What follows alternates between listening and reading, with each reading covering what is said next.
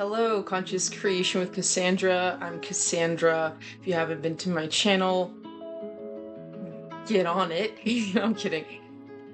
Here we talk about spirituality, more so consciousness and how our brain works, and what you could do to help your brain process things so that you could live a life that you want and deserve, as opposed to the programs that we were taught or the traumas that we faced. So today we're doing a short little video regarding coping mechanisms that is subsequent to my letting go video, which will be very, very important, as most of us do not actually know, including myself. I did not know how to process things to get to the other side and actually have healed through, as opposed to run around the outside. So let's get into it. What were your parents' coping mechanisms? What were the coping mechanisms of your friends in your youth? Was it drugs? Was it alcohol? Was it numbing down? Was it avoiding? Was it running away? What were their coping mechanisms? Now let's take a look at what your coping mechanisms are. Is it avoiding? Is it running away? Is it nullifying, numbing down by the use of drugs? Just an observation, no criticism, no judgment here. I'm a human. I have had plenty of coping mechani, some healthy, most unhealthy. So let's talk about unhealthy coping mechanisms. This should be pretty obvious. Unfortunately, it is in our society how we cope with things. We drink to forget, to not feel. We use drugs to also not feel. We let time pass without actually processing anything, just to get further away from that which is causing us pain. That's called avoidance. So, someone who has experienced abandonment in my childhood, my coping mechanisms were absolutely not healthy. I did what I needed to get by and get to the next day, but in doing so, I completely disconnected from myself and avoided processing anything, shoved it all down, and just kept moving forward.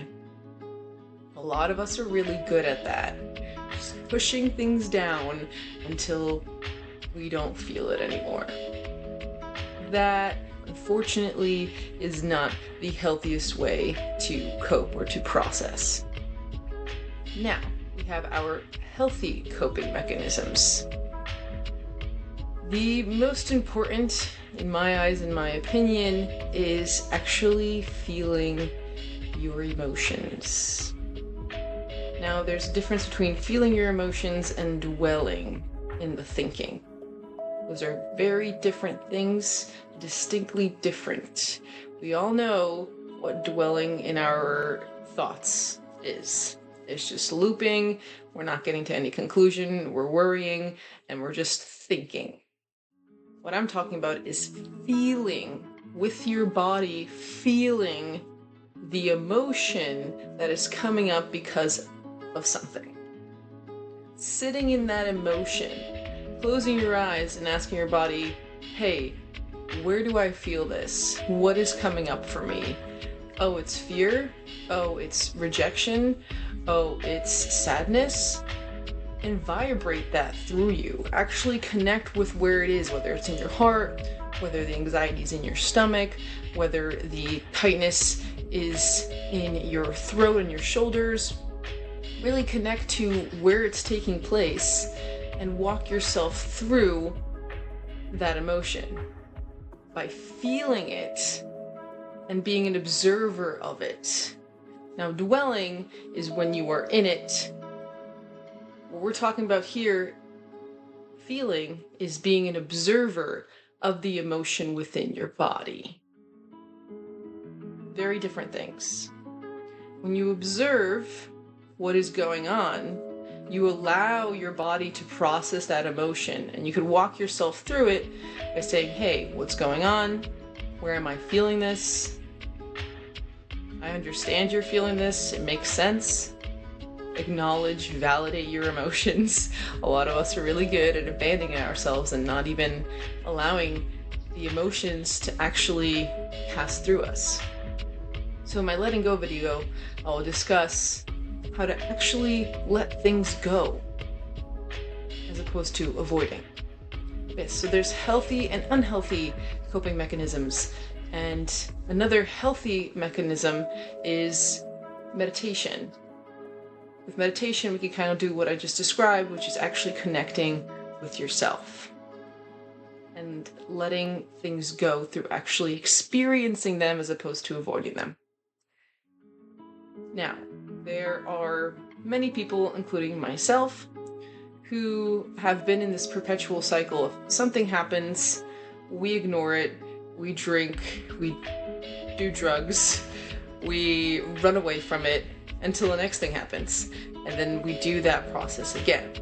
And then all of a sudden, we just feel this immense weight on our shoulders, this weight of the world on us. And we're like, I just don't think I could take anymore. It's because nothing in this cycle was processed. It was all swept under the rug and has been building up inside of us. So this kind of buildup is, of course, unhealthy for us. It affects our sleep, it affects how we communicate with others, it affects how we show up, it affects all areas of our life, and is an unhealthy coping mechanism. If we choose the healthy coping mechanism, which, of course, requires you to connect with yourself and be with yourself and be in that uncomfortable emotion, once you do it once you do it a few times, it gets really easier, and then you're like, oh, I get it. You can process and get to the other side and release that weight every time it comes on you. So you show up differently because you are cleared. You communicate differently because you are your authentic self as opposed to the self that is running away from something. So that is on coping mechanisms. I challenge you to sit with yourself in your emotions. Now catch yourself when you're dwelling and revert back to observing your emotions, but actually sit through the uncomfortable emotions until it passes. Because it does. And then when your body metabolizes, let's say, that emotion, it leaves. And it's like, oh, thank you. And then you could give yourself a hug and move on with your life. So that's on coping mechanisms. Check out my letting go video, as that is very, very important. Take care, everybody. Reach out with any questions.